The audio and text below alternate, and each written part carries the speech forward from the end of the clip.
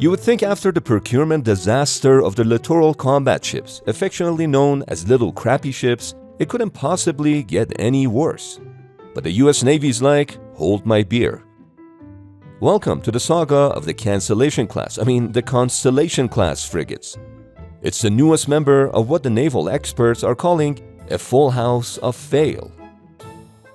On November 25, 2025, Secretary of the Navy John Phelan effectively killed the program. That terminates, for the Navy's convenience, the last 4 ships of the class. Constellation frigates are no more, aside from the 2 currently being built. The irony is that the FFGX program was supposed to be the cure. It was meant to fix the procurement disaster of the Zumwalt-class destroyers and the littoral combat ships. But hey, fool me once, shame on you. If fool me, we can't get fooled again. Well, the Navy got fooled again. But as you'll discover, the problem wasn't the Constellation class. It was the customer. The reality is terrifying. Not only can the United States not copy a frigate, but now they want to build a battleship. Make it make sense. The legendary SR-71 engineer Kelly Johnson once said, "Starve before doing business with the damned Navy. They don't know what the hell they want and will drive you up the wall before they break either your heart or a more exposed part of your anatomy." But here's the twist. Canceling the Constellation class actually makes sense. Even more controversial, the plan to replace them with the Legend-class national security cutters, ships that are severely underarmed and borderline useless, is arguably the only way to move forward. So let's take a look at this full house of fail. The FFGX program was supposed to be the adult in the room. The Navy decided to go low risk after 2 massive faceplants. The LCS proved worthless. Modular packages failed, gearboxes broke, and the ships were not survivable in high-threat environments. Then there was the Zumwalt. All I would say is that the price tag for 1 round shot from its advanced gun system was $1 million. The plan? Take the Italian version of the European FREM frigate, a proven world-class design already in service, and build an American version with 85% commonality. Keep it simple, build it fast, and get 20 hulls in the water to relieve the workhorse Arleigh destroyers. Let the frigates handle low-key presence missions while the destroyers handle high-end threats. That was the theory. In practice, the total opposite. The problem was that the Navy wanted a frigate to do everything a destroyer does: anti-surface, anti-air, anti-submarine, and electromagnetic warfare. They crammed in anti-ship missiles, 32 VLS cells, and advanced sonar suites. The Constellation became a mini Burke. It cost 80% of a destroyer but offered only 60% of the capability. That math killed the program. Note that this was contrary to the European FREMs, which were wisely built in 3 specific variants: general purpose, anti-submarine, and anti-air defense, rather than trying to be a jack of all trades. The FFGX frigates started with 85% commonality with the European FREM. But chasing destroyer capabilities led to one change after another, plummeting that commonality from 85% to just 15%. The Navy modified the ship until it was unrecognizable, and by mid-2024, it was 759 tons overweight, mostly from upgrading survivability from Level 1 to Level 2, 36 months behind schedule and priced at $1.5 billion. While the directive was to use a parent European design, the result was parent design in name only. Now, to be fair, the French and the Italian FREMs share only 10 to 15% component commonality between versions, but their European commonality goal was 40%, unlike the Americans' 85%. The Navy officials admitted defeat, stating that, "I'll be brutally honest, I don't think people truly understood what it meant to adapt a parent design to Navy requirements." Another Navy official said, "It turns out modifying someone else's design is a lot harder than it seems, and that sometimes you're just better off designing a new ship." Yeah, like Zumwalt and the LCS worked out so well.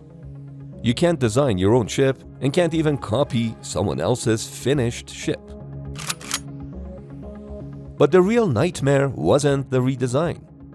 It was building a ship that didn't exist yet. As per the Government Accountability Office report, 2 years into construction, the design was only 70% complete, which stalled the construction of the lead ship. Now, I'm no ship designer, but welding steel without a final design in place is, well, kinda silly. The Government Accountability Office agrees with that. As of November 25, 2025, the USS Constellation was only 12% complete. Delivery slipped from July 2026 to April 2029, so the Navy pulled the plug. They're only finishing the first 2 ships to keep Fincantieri Marinette Marine in business and avoid termination fees. But how did we get here? According to naval critics, it's simple, doing the same thing again and expecting different results. The same management team that oversaw the LCS disaster was also put in charge of the Constellation. In 2018, Program Executive Office Littoral Combat Ship was renamed to Unmanned and Small Combatants. The same people and the same culture, but a different logo. Even Fincantieri briefly agreed in a now deleted tweet where they took a shot at NAVSEA, implying they'll need to show some restraint.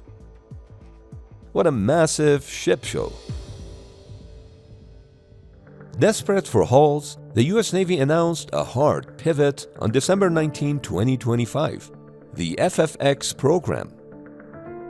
The plan? Base the next frigate on the Coast Guard's Legend-class national security cutter. I actually toured one of them a few years back. Nice ships. The goal is simple. Deliver a frigate that can be built today on a proven platform. Then improve it later via multiple flights, just like the Arleigh Burke. Huntington Ingalls Industries has already built 10 of them. The production line is warm, the design is stable, and crucially, the ships actually float. They plan to build 50 to 65 of these across multiple flights. HII builds the first one, then the floodgates open. To speed things up, the Navy is eyeing distributed shipbuilding, where multiple yards, maybe even foreign ones, build modules to be assembled later by the big guys. But there is a catch, actually several ones. First, the FFX is a much smaller beast. We're looking at 4,750 tons compared to the Constellation's 7,291 tons. And some might view this as a problem, since the reduction in volume limits power generation, magazine depth, and future upgrades. But the smaller size is only a problem if you make it to be, which is 100% dependent on the frigate's mission. And right now, the FFX is wholly intended for low-threat jobs, like offensive surface strike, maritime interdiction, and escort support. The second catch is the timeline. To get the boat launched by 2028, the FFX will essentially be a Coast Guard cutter painted gray. The Flight 1 packs only slightly more threat than an LCS. A Mark 110 57mm gun, a 21-cell rolling airframe missile launcher, and a secondary 30mm gun aft. They might strap on 16 naval strike missiles or 48 Hellfire missiles for drone swatting, but that's about it. But the elephant in the room is that there is no VLS, hence the missing G in the FFX. This ship lacks the guided missile capability of its predecessor. While the Constellation was mocked for having only 32 VLS cells, the initial FFX has 0.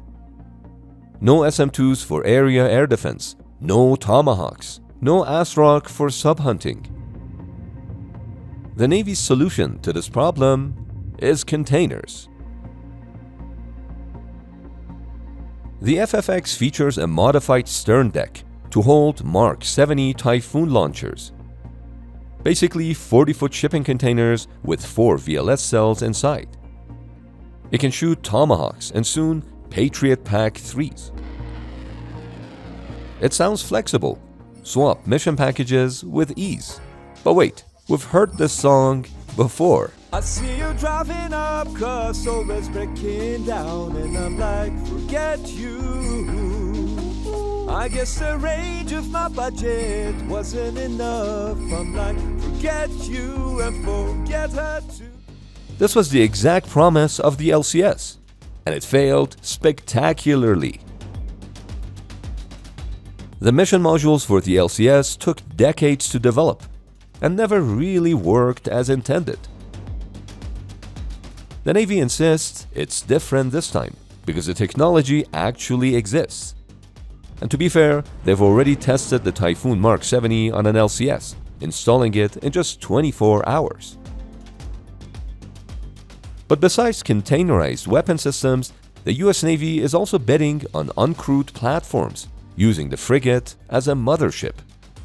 This would offer a distributed arsenal across unmanned platforms. In theory, it works. In practice, we'll find out. But there's something even more concerning than the lack of VLS. The initial FFX appears to lack any sonars, built-in or towed.